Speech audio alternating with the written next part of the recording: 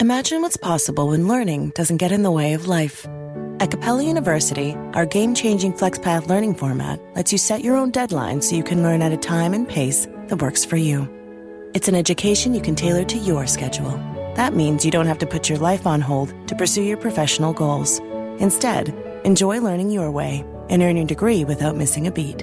A different future is closer than you think with Capella University. Learn more at capella.edu. Auto insurance can all seem the same until it comes time to use it. So don't get stuck paying more for less coverage. Switch to USAA Auto Insurance and you could start saving money in no time. Get a quote today. Restrictions apply. USAA.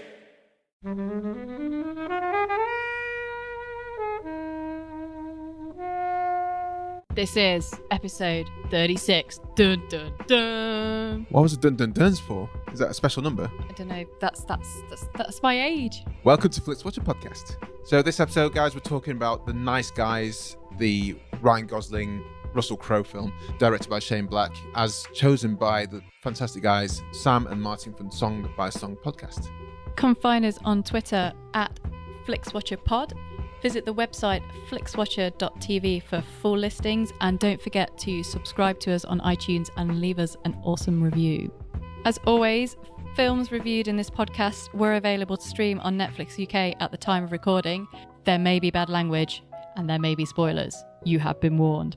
So this episode of Flixwatcher podcast has been brought to you by Geo Productions, and I have to say a massive thanks to Geo Productions. They've been holding my hand on Flixwatcher with Helen and I with their superb sexual editing skills. They're producing podcasters and helping podcasters like ourselves, helping us sound awesome. So we really want to big you guys up. And they said, if anyone out there wants to be a podcaster and wants their help, then reach out to them, podcast@glpro.co.uk, and tell them that Flixwatcher sent you. And you'll get 10% off your first package, off your first order. So you've got nothing to lose. Hello and welcome to this edition of Flixwatcher.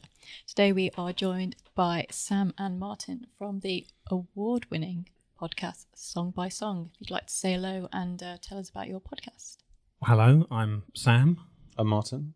And together we listen to and talk about... I thought we were going to do a thing where we said something together, like, together we are Song by Song.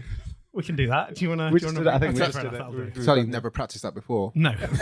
Spontaneity. We've just got this natural chemistry. That's why the show's so great. great. Am I talking now or are you talking? Okay. Yeah, sorry. Yeah, sorry. We finished each other's sandwiches. Yeah. Each other's sandwiches? We produce and listen to and talk about Tom Waits. Well, no, we don't produce Tom Waits. We listen to Tom Waits and we produce a podcast where we are talking about all of his songs in chronological order. It's a terrible, terrible disease, which people can listen along to as we talk about other music as well. We bring in other musicians and tracks which like relate to it.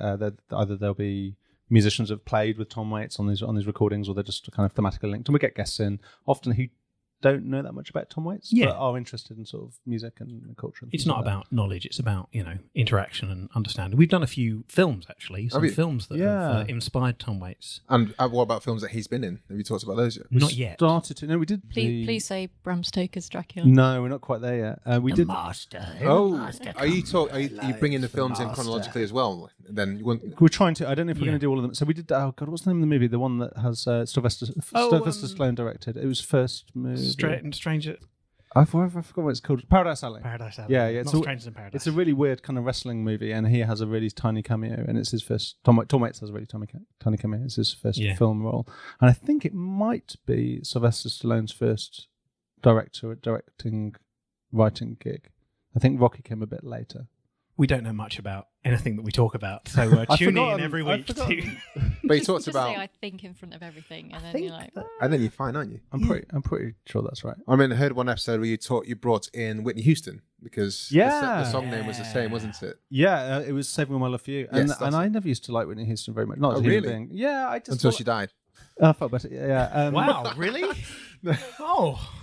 I don't know why I went there. I have to like a lot more music because I'm worried now. I liked her. I know I like her. Well, I don't know. I think I was a bit of an indie snob, and then we listened to the track and like she's got quite a good singing voice, Whitney Houston. She has, hasn't she? Yeah, she really does.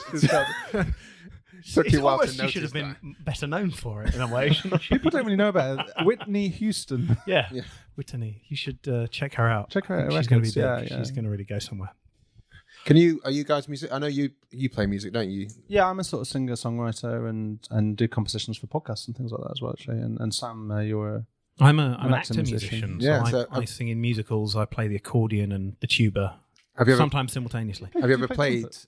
Tom Waits songs? I play a lot of Tom Waits on the piano. Okay. It's I said early on that in the history of the podcast, it's really nice to join in with Tom Waits on some tracks because early on, he's not that great a piano player. So it makes you feel really good about your own shortcomings. But a lot of his stuff is really playable, actually. It's just that you have to pitch it up an octave and try and shout not quite as much.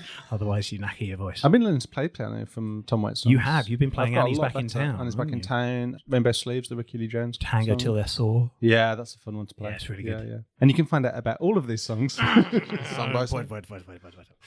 So we're here talking about films to take it back to the what Flixwatcher's about. Yes. Yeah, On yeah. topic. And we're talking about The Nice Guys, just chosen by yourself, Sam. It was. So can you tell us why you chose it and a brief synopsis? Nice Guys is a Shane Black film written and directed from 2016. Holland March, as played by Ryan Gosling, is a PI in 1970s LA with somewhat dubious morals. Jackson Healy, played by Russell Crowe, is a slightly more moral, but only slightly more moral thug for hire. And together, with the help of March's teenage daughter Holly, as played by Angourie Rice, is it? I don't know. Angourie Rice? Don't know. And also an awful lot of coincidences. They find themselves working together to unravel a porn star's death and seeming return to life, the disappearing daughter of the head of the Justice Department, murder of various members of the adult film community, and a conspiracy over the use of catalytic converters. So, your bog standard. Shane Nice. Black Fair. Yeah, exactly. It's set at Christmas as well, obviously. Why did you choose this film? So I like Shane Black. I've enjoyed more of his films than I realised, actually. You look through his IMDb portfolio and I realised that, he's written a bunch of films, the Last Boy Scout and Lethal Weapon, obviously, and he's directed Kiss Kiss Bang Bang, which I think he's most famous for. Iron Man then 2. 3. 3, sorry, yeah. Which is fun if, it's a flawed superhero film. It's a flawed Shane Black film. Everyone walks away. And then he produced this, and I really wanted to watch it, but I hate Russell Crowe. Oh, really? And I really want to make this quite clear. I hate Russell Crowe. Why do you hate Russell Crowe so much? Well, he's I want to hear all of the reasons. his personality. So I really hate him. It's What has he done? well, what has he done? I mean, I feel like Russell Crowe, arrived with obviously Gladiator, but also with LA Confidential. Yeah, which is kind of analogous to this. Exactly. Yeah. I really liked Russell Crowe, I think the year before Gladiator, in a Michael Mann film called The Insider. Right. Which looks like it's going to be one film and turns out to be a very different one. Is Al Pacino really in that great, film? really great Yeah, Al yeah. Pacino role. A very cool looking film. I sort of think of it as like Michael Mann coming out of his low budget, lo-fi roots, coming off the back of Heat before he goes into kind of the excesses of his later work. Collateral is pretty good, but I feel like The Insider is kind of like peak Michael Mann.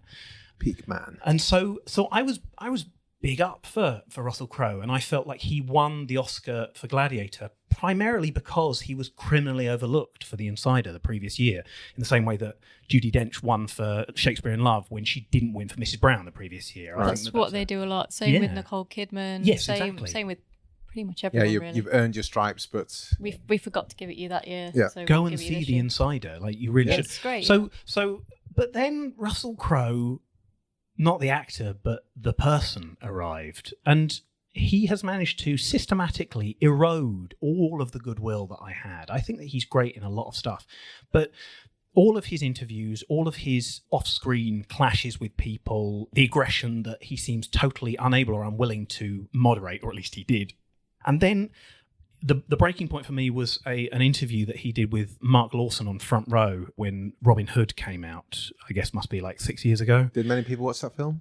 Well, I haven't seen it, but he had a conversation where Mark Lawson, who I have different feelings about, but he said, it's an interesting accent that you've chosen there, because it's sort of, it's English, but there's a hint of Irish and that kind of thing.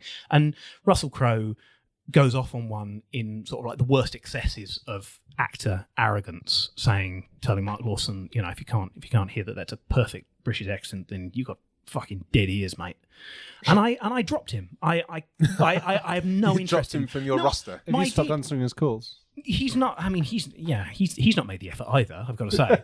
But so I hold a real chip on my shoulder. We were walking past. We were in LA when he was doing promotion for Cinderella Man, and we saw him over the road doing promotions. And Amy, my girlfriend, wanted to stop and watch, and I did not, because I really hate Russell Crowe. What was your take on his performance in Les Miserables? No. If you think that's singing, you've got dead ears, mate. So I have a great chip on my shoulder, and I like Shane Black, and I saw Drive recently. I like Ryan Gosling, I think. So I thought this was a great opportunity for me to confront this dislike. Nothing like the pressure of having to talk about it on a podcast. Committing it to pod. Exactly, to make you analyse it. So that was the main reason. It's there, and it's contemporary, and the other film we were going to watch last week was Drunken Master, and so, I thought this would be like a nice, two ends of time and two ends of style. So, What are the thoughts around the table? Who should we start with? Helen? So I'm probably not a bigger Shane Black fan as I thought I might have been. I mean, I've seen the Lethal Weapon films, but not recently, and I'm not quite sure how well they'd stand up. I mean, I've seen quite a lot of Russell Crowe films, but I kind of gave up quite a long time ago. He just became very pompous and bloated and just made a lot of bad choices. But as you mentioned, The Insider is a great film, and LA Confidential is also a great film. I mean, in this, he's got a lot wider. I was wondering if his performance. I was wondering if he built up for this at all to give up. I mean, he's kind of a little bit washed up in this, which I think is kind of a little bit of how his sort of career is now, because he's alienated quite a lot of people with his, his not nice attitude, and put off a lot of people who would have gone to see quite a lot of his films following, from what he had from Gladiator. Yeah. I did really like Ryan Gosling doing comedy in this. I think he could do a lot more comedy. It's quite nice to sort of see him not kind of getting his own way or having things run smoothly, and I quite like seeing him in that. But generally, I thought the plot was a bit all over the place, and yeah, I mean, I actually watched this. It's probably about a week before you suggested it, because it was one of the ones new to Netflix, and I didn't see it at the cinema. No. And I thought, I'd quite like to give it a go. I had fairly decent reviews of it. So yeah, I mean, there is going to be a lot that we're going to talk about it, but Martin, I liked it. Kobe. I thought it was good. What was a bit strange about this film? So I watched this. I think I watched this on the plane originally, and so I had seen it. There's another film that came out last year called The War on Everyone, which has a surprisingly similar storyline. I mean, I guess it's arguably a bit of a generic storyline. Two slightly amoral losers. Oh, is that the one with? Carry on, I'll find it. Is it John Michael McDonough? Is that the name of the director? With Miles Teller and the guy who did In Bruges and Seven Psychopaths. It's not. I think it's his brother. I get confused because the brother did The Guard and Calvary. Yeah. I think that's who directed this one. So yeah, John Michael McDonough. Yeah, there we go. So I forget the name of the actors in this. Oh, it's that. And Michael Pena and Alexander Skarsgård. Yes, I meant to watch that. Yeah, and it was quite strange because I watched them both last year, and it's an interest. This one, the other War on Everyone, is a lot more. If this is possible to be a lot more violent and black humour, but I thought The Nice Guys was a lot more fun. There's a lot of face punching going on in this, which is in common with his. I didn't realise this was the same guy that did The Last Boy Scout. I love The Last Boy Scout. Yeah. He wrote that, didn't he? Yeah, writer. That's a really fun film. The dance he does at the end is a. Which one's that? One Last Boy Scout. Yeah. What did he do? The dance he does at the end. Is that Bruce Willis film? Yeah, it's Bruce Willis. Yeah, he does a little dance at the end when he wins. He was talking about doing a dance. That's what I remember from that film. Yeah. Sorry. So again, it's kind of a similar sort of story. You got two guys and they're sort of losers, and then there's some young person in jeopardy and some conspiracy, and they win. But this one, this was I really enjoyed it. I just thought all of the set pieces were really, really good. Yeah. Like there was a lot of it was a bit set piece to set piece. I felt like the plot was pretty good, but I felt like each of the scenes was just really exciting and compelling, and some really, really memorable. Like the scene where Ryan Gosling is taking cover from the gunman, and he's behind a car that's on a revolving platform. It's just such a good visual gag of him like, okay, right, I'm gonna jump out, and this is revolve through 180, and the guy's about to. So it's such a nice visual gag. I think one of my favourite gags was when Ryan Gosling's driving, and he says, "Right, I'm gonna have to pull over. You're gonna have to drive. I'm a bit tired." Yeah. Russell Crowe just goes, "Just take your hands off the wheels, man. The cars drive themselves." And then suddenly there's a massive bee in the background. Yeah, Killer Bee. Yeah. Massive Killer Bee, and played by Hannibal Buress. I think, was it the voice of that Killer Bee? I love Hannibal Buress's voice. He's one of the. He's a comedian. He's a comedian called out Bill Cosby a couple of years. He did. A couple of years ago. He used to write for 30 Rock and SNL, I think. Yeah. Funny man. Funny bee. I mean, there's some stuff in common with a film like The Big Lebowski, isn't there? There's that noirish, and the sort of dream sequence, the noir, the sort of retro styling, and the sort of noirish plot. But yeah, it's just kind of, I was just found myself enjoying what was happening, wanted to see the next thing, and where was it going to take me? See, I think of it as being very much like a riff on noir, and a writer-director taking an awful lot of, like say, set pieces, but also like one-line gags, and just throwing everything that he could possibly imagine into it, like little silly, throwaway things, like trying to track down the cinematographer. And the guy walks away from him, the characters walk away from him and say, "Hey, thanks, buddy." And the guy turns around and said, "How do you know my name is Buddy?" And it's just like, it doesn't go anywhere. It's not important. It's not relevant. But it's like, that's a joke that's been sitting in Shane Black's head for 10, 15 years. And I love this. Like, I love the scene where he's trying to impress a girl and manages to fall out of a building and down a hill.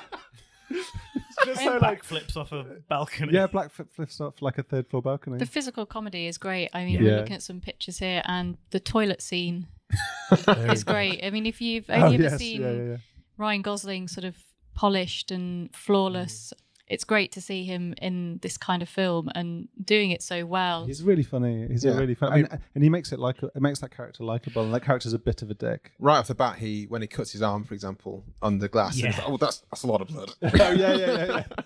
I think that Ryan Gosling's performance is kind of amazing in this film. I think he's the linchpin of the film. And I think he's asked to do like 3 or 4 things simultaneously. I think he needs to be funny. He needs to deliver on all this comedy stuff. And I think lots of what he does about the pacing of the jokes, like he's in control of it, but it's in the service of the joke rather than the service of him.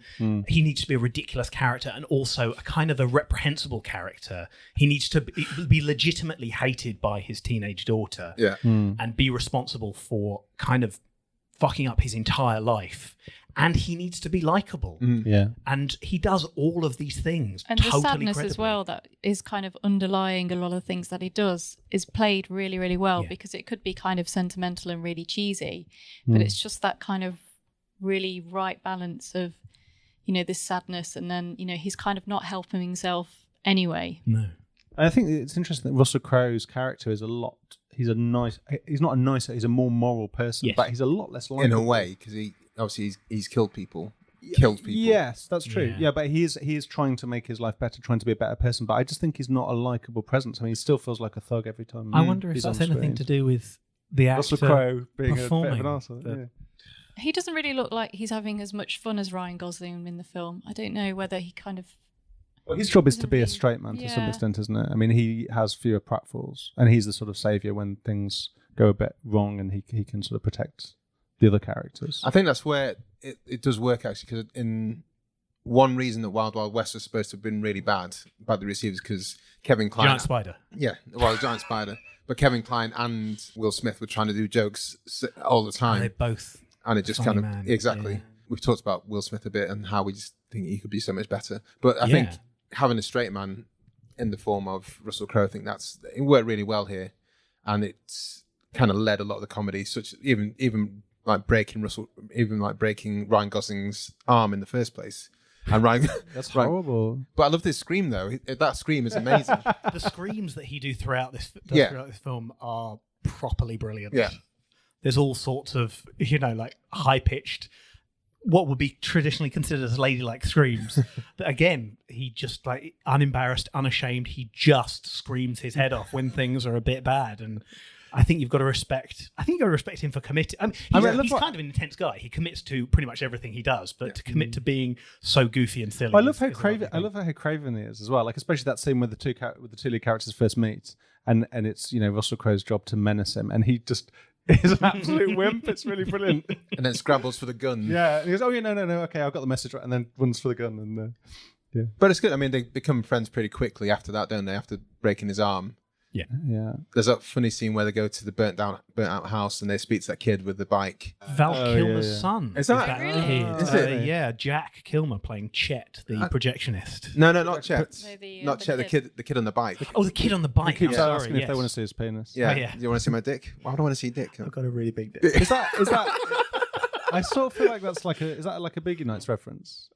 Could be. Because isn't that pretty much what happens in Boogie Nights? I mean, again, except the guy says yes. Again, it feels a little bit like it's the scene where Shane Black went, wouldn't it be funny if there was a little kid who was just talking about his dick all the time? I'll get that in somewhere. I was going to say, we've talked about things that we did like. Is there anything that kind of feel didn't work or anything that... I mean, I think it was exciting and it looked good. I thought the colours were really amazing and the outfits and things like that. It was pretty violent and it was all played for laughs pretty much. Yeah. So I don't know whether I think some people watching it would just be like, "Oh, that's not cool." There's a couple of moments of the consequence of violence that I thought were interesting. Twice during gun battles, a gun goes off and someone in the neighbouring in the background is hit, and I wasn't entirely sure whether that was played for laughs or whether that was him going, everybody ends up somewhere, guys. It's not just a gun battle in this apartment. There's someone next door. There's a crazy guy looking like a tree on some stilts next to you who you've just shot in. Oh, that was funny. Yeah, that was quite funny. But there was that amazing moment when one of the film's antagonists has been hit by a car and is lying in the road, and one of the characters is like trying to look out. So he's like, "Sorry, it's going to be okay. Like, we'll get you to the hospital." I thought that was a really beautiful moment because it's like normally that would be like, "Okay," and then the hero would kick him in the face or run him over again or something. And that isn't what happened. You got a moment of like tenderness of like, it's going to be all right. We're going to sort you out. That character is Russell Crowe's daughter in this.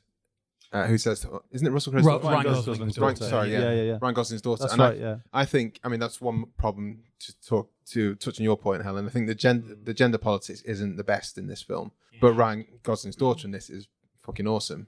Yes, and I think she's good. It'd be a harder film to take and swallow the kind of storyline of following a porn and adult industry if it wasn't for the fact that she's there and she's one step ahead of her dad and Russell Crowe in a few different ways. Do you know much about the girl? Angry Rice. I don't. I thought she was probably I agree with what you say. Like without her, this film, both in terms of like gender politics, but also in terms of just a heart and a center, is really weaker without her. I mean, I feel like the women in this film don't have much to do, but they are mostly smarter and more powerful than the men. I disagree entirely. Really? So the women that we have in this film are Kim Basinger. Kim Basinger, who is the villain. She's the head of the Justice Department who's manipulating everything. Smarter and more powerful than the men. Which she's more powerful, but she is the bad guy, and she's her actions are, the greater good. I'll kill my daughter. I'll arrange for all of this death and pain in order to make the big three car manufacturers to ease their path into production. And that was the thing. So I don't think that's necessarily a positive portrayal. I wouldn't say it was a positive portrayal. Well, but I think that so you look at the other characters. Her daughter, played by Margaret Qualley, Amelia, is kind of stupid or played as kind of stupid and useless throughout this, both in terms of her politics and her agency and ability. Well, you to say look that, after but herself. it's her actions that uncover the conspiracy and expose it to a wider audience. She's got a very, very smart idea as to how to do that. and succeeds ultimately. But then there's so much of what she does which is painted also as slightly foolish and bumbling. You know, the protest group, which seems, you know, to be painted as a comic, you know, how stupid they are and how useless they are. And the way that she also dies, just sort of like running out into the road and basically flagging down her own killer. Yeah. I think she's kind of undermined as well. I think that's true. I think it's very easy to sort of caricature hippies. I mean, that's what that's what it is with the protests and kind of her whole attitude about it and the kind of stick it to the man kind of thing. It is a little bit of a parody of that. I think that's really easy to take pot shots, but at the end of the film, you root for her cause, and she succeeds. I guess I think the she's a guys martyr. succeed. Really, I don't feel that she's. I mean, you know, I see what you're saying, but I don't she think dies on the cause of it. But I think it's more. And then, you know, the Yaya DaCosta playing Tally, also powerful woman it seems, but is undone by wearing too high heels. Misty Mountains at the beginning is sort of like this sort of like image of violence and sexualization. I mean, that's not making a comment on her dress sense. That's just meant to be a because in that scene, the daughter throws what she thinks is hot coffee. Yeah. Fails, and that's the twist. And then the second twist is, but she slips on the coffee, and you know that's how they catch her. That's just a way of reversing the reverse. I don't think that's meant to be a sexist comment. I felt well, not sexist. I just felt that the women were all sort of presented as not appendages, but sort of like side issues, and really it was all about these two guys blundering their way through. I agree with that, but except for the daughter. Well, I agree with that, but I still think they're all more competent than the men in this film. What do you think? Do you have any issues with the film, Helen? I mean, I think the plot is a little bit. I don't know. I didn't really get with the whole story. I agree that the set pieces are great, but what ties it together is a bit flimsy. And also, I kind of thought the villain was a bit naff. I mean, Kim Basinger? No, the kind of henchman guy. John Boy. Yeah. No, John Boy. Yeah. You didn't get enough time with him to really hate him, did you? he It's like, appears he's just a guy with some guns And leather gloves. Yeah. And also, I think it lost a little bit of momentum when, spoiler, Amelia dies. I think that their mission sort of fails in a little bit of a way there because, you know, they're sort of there to sort of kind of protect her when they do find her, and they kind of take that on. And I don't know, I think it loses a little bit of its urgency at that point. Yeah, I mean, she died in a bit of a stupid. It's one of those things. It's one of those things. Disappointing way that she'd done so well to evade capture, and it's one of those things that typically annoys me in horror films. Where you just kind of think, no, just stay where you are. There's no need to jump out the window. But I like the fact that they did a lot of like this character did something and they won by blind luck, or they lost. Like, you know, he finds when Gosling finds the body. Yeah. Because he falls out of a window, falls off a balcony, and it works both. Or, you know, the woman slips on coffee, you know, and there's little things where it's like, you know, these people appear to be very in control, but these little stupid slip ups can like completely blow the game wide open. I really enjoyed that. Luck is all present, like, you know, he falls out a window and lands in the pool instead of 6 feet to the left. His opponent splats on the side, and all the bullets that hit, you know, in exactly the right point, and he falls through glass and he lands on things that will balance. Even the final chase, he's literally run over by a car, which then pushes him faster so he can catch up with the guy he's chasing. I mean, and they're all fun and they're all silly things. I think in a way, I agree with you though. Like the plot is almost, it's not that it's incidental. It's just that it's not hung around the plot. The plot is hung around the characters or the performances. And the set pieces, yeah. Do you think there's likely to be a sequel? Is there a sequel? I mean, this is the kind of film that I would expect that there would be another one. I'd be surprised if there wasn't a sequel announced in the next year or so. Well, you know the origins of this film. No, is this...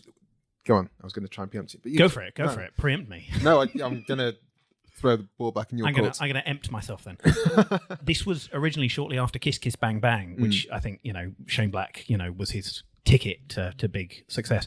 He spent last 10, 15 years trying to get The Nice Guys put together as a TV show with Joel Silver, who produced this, backing him. And they ended up with all sorts of problems with the tone that Black wanted to put into it. The example that I read about was the scene where Holly stows away in the trunk of a car, right? And they open up and they find her, and Ryan Gosling closes the trunk again before going to get her out and accepting it. And CBS apparently said, you can't close the trunk though. And they were like, yeah, but, you know, he gets us out again straight. And no, she's a young girl, you can't lock her in the trunk. But also, apparently, this wasn't set in the 70s originally. Like, the retooling of this from TV to big screen involved the setting, and which I think is so much of what is its success, the style and the tone. I think that's what's interesting about this with his other films. Like I say, it has a lot in common in terms of, Lethal Weapon, Last Boy Scout, but they're all set in the present day. And so it's unusual for him to sort of cast, and I think it means he can sort of play around with it a bit more and be a bit more silly, and the humour comes out a bit more strongly. I think when you talked about the TV series there's no way this could have been on a traditional American network. No. Like CBS, when you said CBS, I thought, well, of course it's not going to work in there. But if you're talking about Netflix or Showtime or HBO, I would have thought they'd be quite happy with what he had in mind. Shane Black is a very prolific and very well-known writer, director. So, if he knocked on the door of HBO and said, well, I've got this idea, I'm sure they would have said, go ahead, son, and do what you want to do. I think it's good, though, because I do want more. At the end of the film, I do go, what did you do next? But I think probably I'm happier wanting more than getting more. It's quite nice to see them both in the advert together at the end, wasn't it? Yeah. I love how they made those drawings really terrible. Yeah. Really nice. Yeah, but I've got an advert, so... I'd watch the sequel. I'd be really up for that. There's one thing that surprised me about Shane Black is that he was in Predator. He was an actor in Predator. Was he? Yeah. Was the original? Yeah. Right. Wasn't he? Was he the director of that movie? No, it was... I can't remember. I was going to say John McTiernan. John something. Is it John McTiernan? Oh, was it? Yeah. Yes, that sounds right. That sounds right. We'll check that. But he is in Predator, he's the skinny one compared Really? to... He would have been quite young then, wouldn't he? He would have been quite young. We were And all skinnier back then. So. Yeah. Back in the 80s. I think I was about 11. But he acted in that. He was a funny one, making all the quick-witted jokes about girls and stuff like that, and then gets killed quite quickly. Stood next to Carl Weathers, stood next to Jesse the Body Ventura, stood next to Arnold Schwarzenegger. It's like, who's going to get killed first? Yes, Shane Black. None of those guys, is it? And he was brought on that film to be an on-set writer to kind of polish up the script a bit, and I think he just kind of he was kind of like, I'll do it as long as I can be in the film or something similar like that. Wow. Do you think writers get to do that very often? I don't know. That'd be amazing, wouldn't it? I think usually they let the writer anywhere near the set. Yeah. That's the whole point. I think it depends on the film, doesn't it, and how deep in the mire it is. Do some polishing.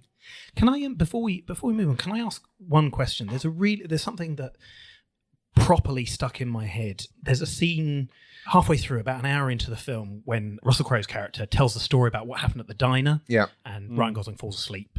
Again, really good way of introducing expository plot that I think fantastic. And then he goes to talk to the daughter, Holly. And they talk for a bit, and he's had this scene where he kills the blue-faced thug.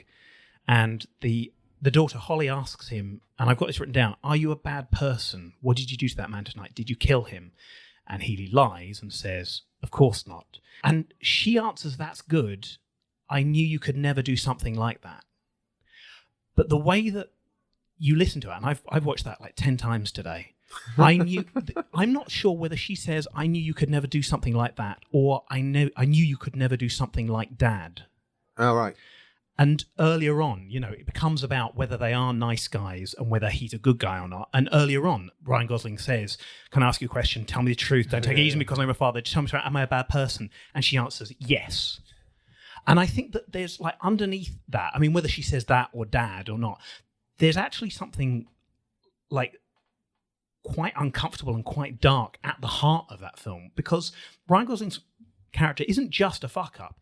He's a fuck up who killed his wife and blew up his house. And I mean, that's what you're talking about, Helen, was the sadness that's underlying. He didn't do it intentionally, though. No, there was nothing intentional about it. And obviously, this is why he's ended up where he is. And, he's not exactly happy with his relationship with his daughter or where he lives or the work he has to do. He's kind of, I get the impression he's been forced into this job because it's the only job that he can kind of get, and that he can keep up with his level of alcoholism whilst doing the job as well. Yeah.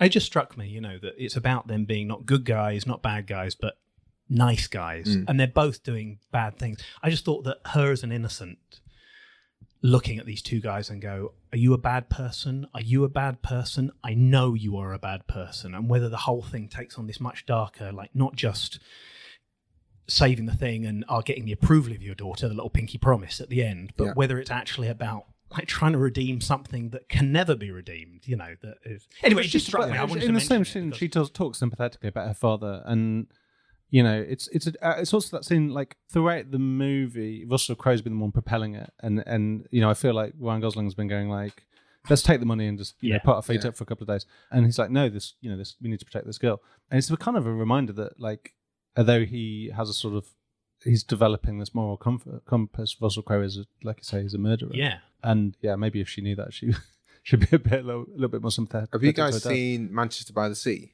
No, I've heard that's really upsetting. I shouldn't do it. Well, I'm not gonna allude to that, but yeah, I mean, there's some similar themes in the background of that, which kind of transpire as well in this, but also in a lot more somber way. But if you guys do ever watch it, then send me a message, because sure. I think some parallels to be drawn there.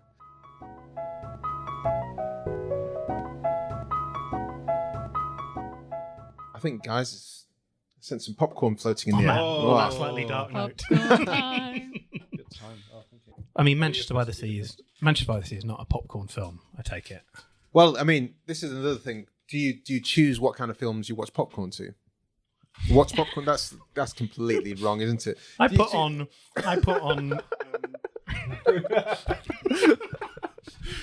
Blade Runner in the background, and I look at the kernels exploding. There is some amazing like super slow motion photography of popcorn corn kernels exploding. It's really amazing.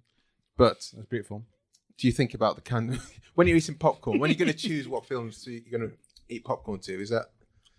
I mean, is there a specific genre that works better with a different kind of snack? Well, I think they're sort of you say popcorn movies, don't you? Yeah, you do. Meaning, is this a popcorn movie? I mean, you can eat popcorn to it. There's not any moments that are really, really quiet that if you... What about the piano?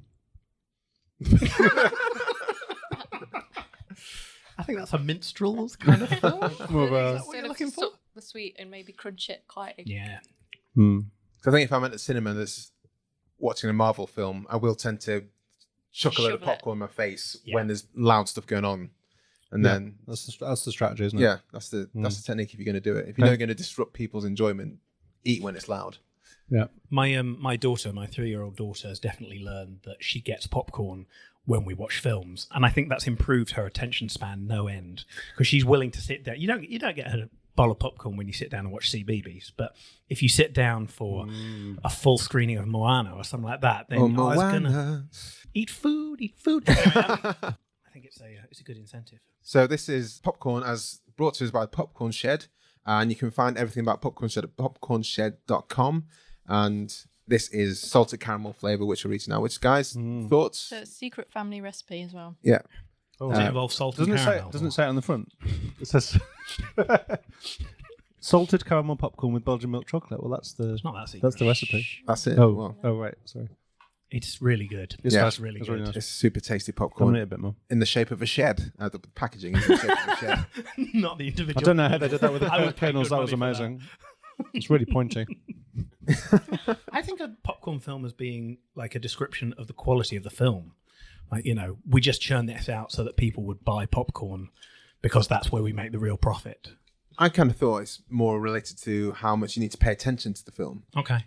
Popcorn doesn't take up that much of my attention. No, yeah. I mean, but Maybe it should.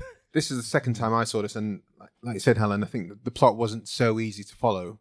But the first time I watched it, I wasn't really paying attention to the plot that much. I was just enjoying the interplay between the characters. And then it's the second time round when you kind of, this maybe semi-contrived story about the catalytic converters and the car show, we just kind of think, really? Not that first.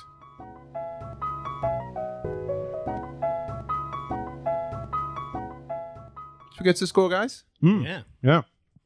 First Oh, up you've taken on- the popcorn away. We're so done with New Year, New You. This year, it's more you on Bumble. More of you shamelessly sending playlists, especially that one filled with show tunes. More of you finding Geminis because you know you always like them. More of you dating with intention because you know what you want. And you know what? We love that for you. Someone else will too. Be more you this year and find them on Bumble. First up is in our unique scoring system is the recommendability.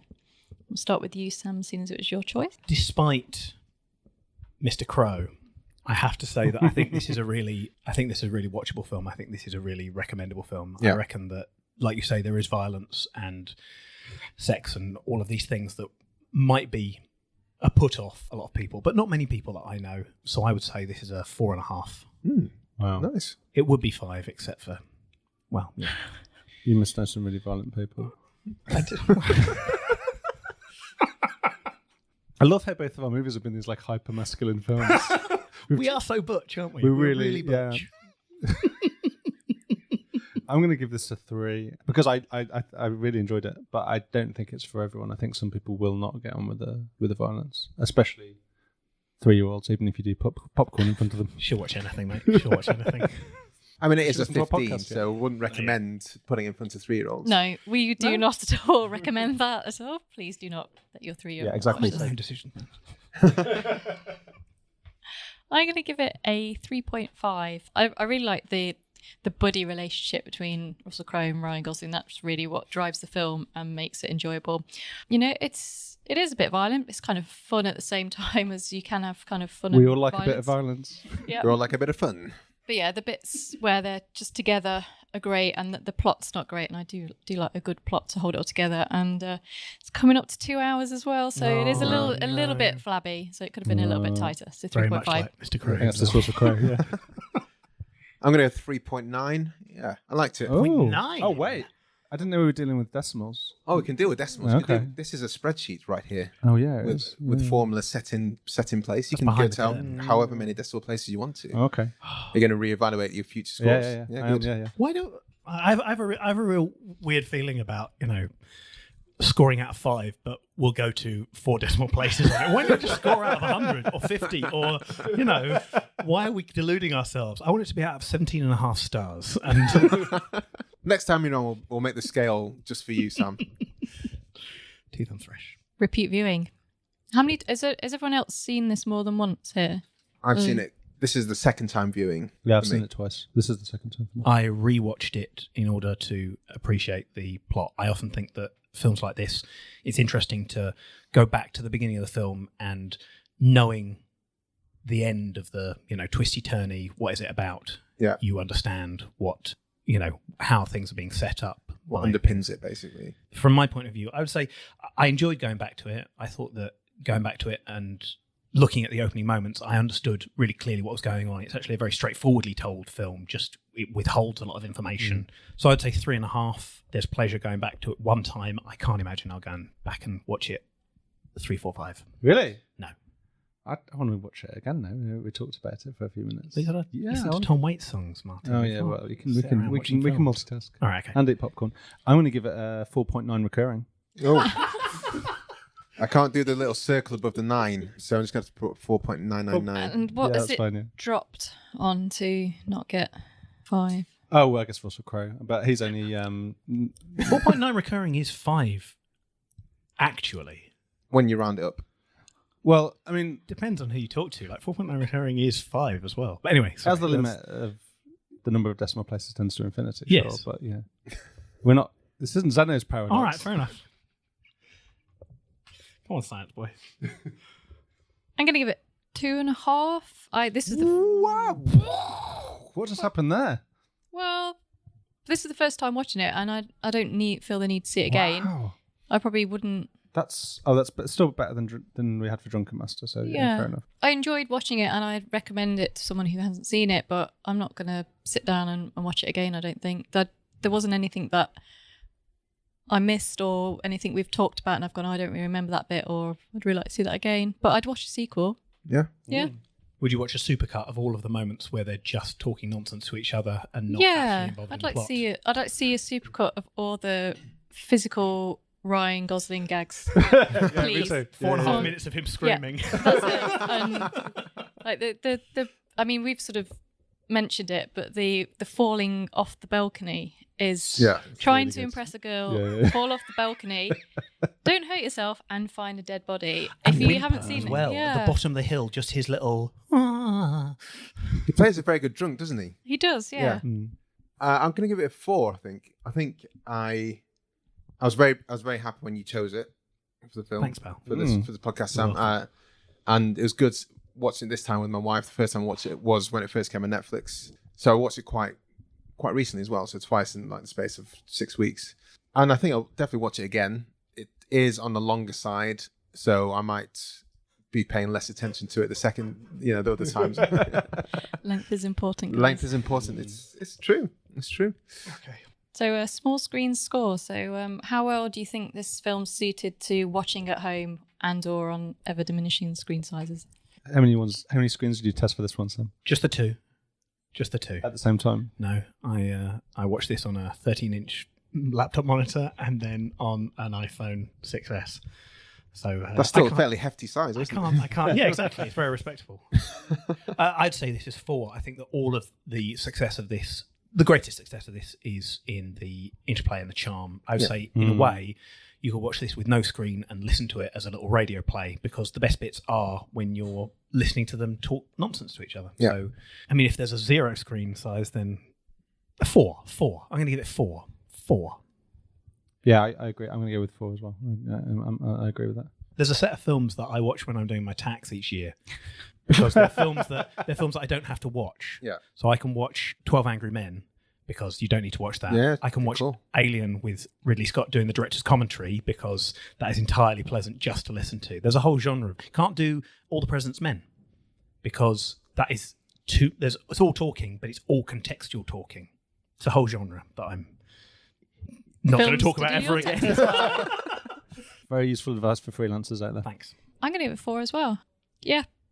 It would work fairly well on a laptop size, or if you can work your TV to plug it in to get the nice TV experience. Yeah, I've given it a 4 as well. I think some places where the small screen scores failed is where you need the sound. You need good quality sound, and I don't think you don't really need that. As long as you can hear the dialogue clearly, then that's fine. And there's nothing on the screen that really says I need to see this on the big picture in the cinema.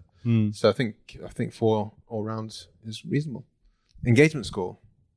I think that actually I had scored this as 4, but having talked about it, I think that actually this drew me in more. So I'm going to go 4.75. Yeah. I think that this, not only to get further down the decimal scale, but I think that this is a really effective film in capturing your attention and holding on to it all the way through, because it sort of moves through different phases. It goes from buddy comedy to mini action film to slapstick humour. I think it really works hard, and yeah, I agree. I did sort of manage to pause it. There's a kind of good break point after an hour if you do need to go make a cup of tea. So I guess I'll give it a 4.98.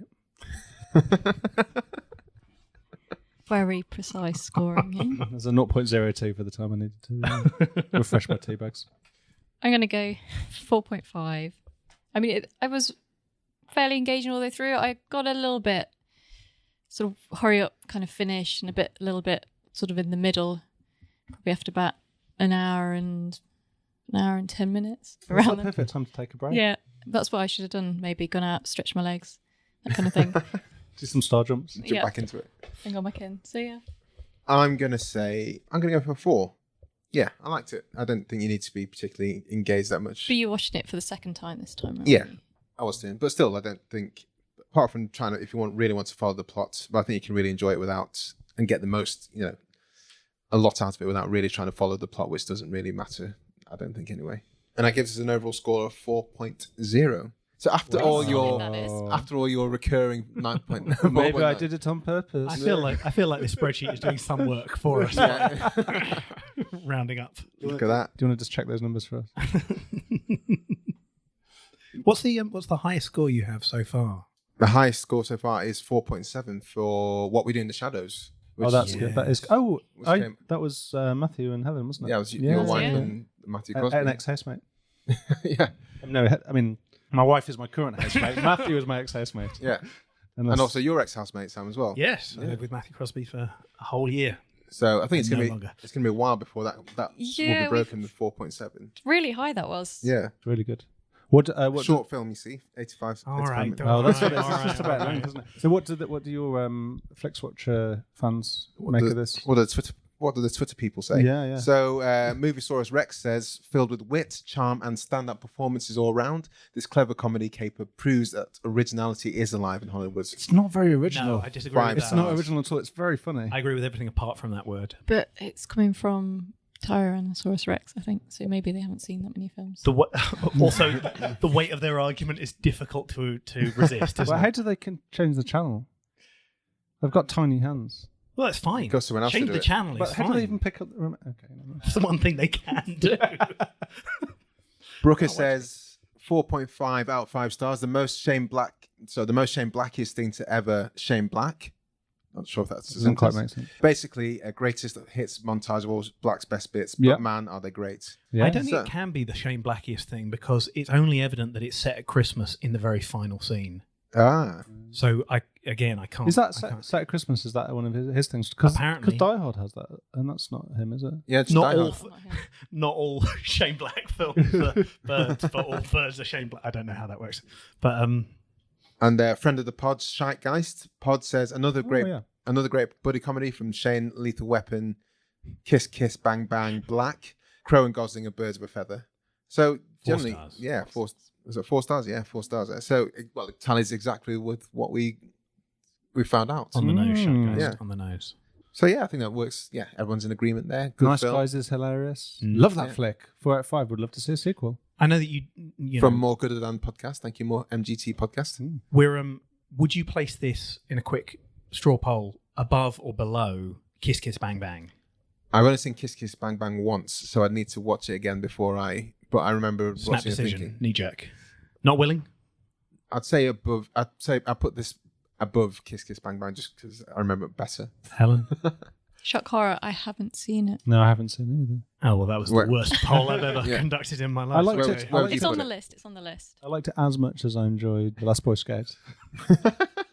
I still prefer Singing in the Rain. And where would you put it? I think Kiss Kiss Bang Bang is stronger. I think it's tighter. I think that I don't hate one of the leads nearly Well, as much. Oh, here we go. So it's Robert Downey Jr.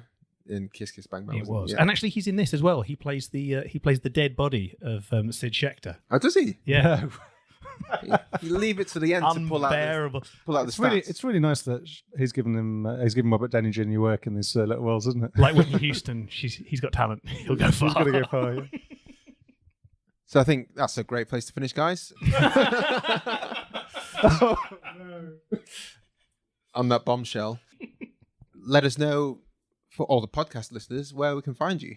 Well, you can find us on Twitter at Song by Song Pod. Or all of the shows and all of our details, all of everything is on www.songbysongpodcast.com. Nice one. Super. Thanks for coming along. Thanks for having us. It's been a real pleasure. Yeah, thanks Cheers. for letting us have back after last time's Duncan Master debacle. Okay. Bye. Bye. Thank you, guys. I hope you enjoyed that show. We talked about the nice guys with Sam and Martin from the excellent Song by Song podcast. Please go and visit them on iTunes because they're fantastic and we love them very much. Thank you very much to our editors as always. Toby is the main guy who helms and carves our voices, and also hello to Tony, Jay and Greg and everyone else at Geo Productions who we haven't met yet. Of course, please big up Mighty People for the tunes you can hear now and at the start of the podcast. Please don't forget to subscribe to us on iTunes, find us on Twitter at FlixWatcherPod, and visit our website, flixwatcher.tv.